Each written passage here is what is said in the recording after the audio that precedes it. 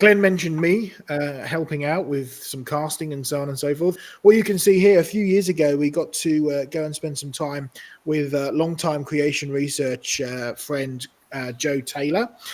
Joe was basically a world expert, genius level really when it came to casting, and so he specialized in using various latex techniques to be able to take casts, and where you'd normally use latex on really fine and delicate type things, so you'd be doing it on, say, he used to do a lot of skulls and stuff that he used to do casting using latex and building up into what we call a mother mold and the like.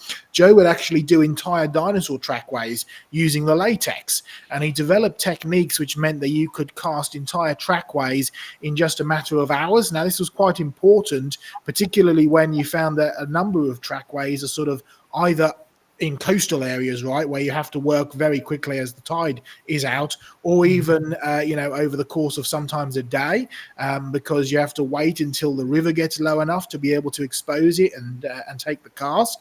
And this was one particular trackway of dinosaur footprints that was based out in Texas, where again it was where the river had gone really low, and he managed to take the whole cast, the whole trackway basically, in just a matter of hours. And so he developed this technique to really quickly do the cast with latex. And the great thing is, rather than just like Glenn did with sheets and stuff, you got really fine details without actually damaging the fossil at all, because the whole of the latex lifts up off of the fossil, and then when you take it back, and then it's a bit more work back at the lab basically, and the workshop, which is what we're doing here. We're building up that mother mold around the latex mold, so we're making a strong, sturdy kind of concretion, and using plaster of Paris and all sorts. You get your hands in, get dirty, to basically build up a really strong, sturdy stand for it, which is when you can then go on and make casts. So you're basically reverse engineering, if you like, your cast, right? Glenn has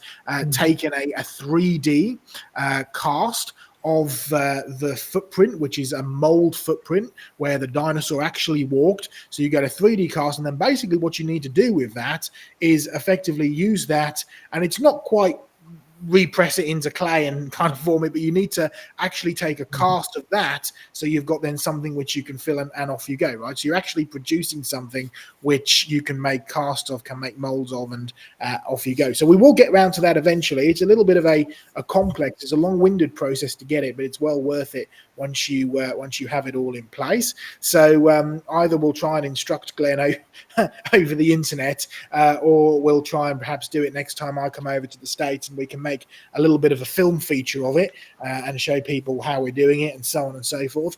But it is quite fun to kind of work on some of these casts and things.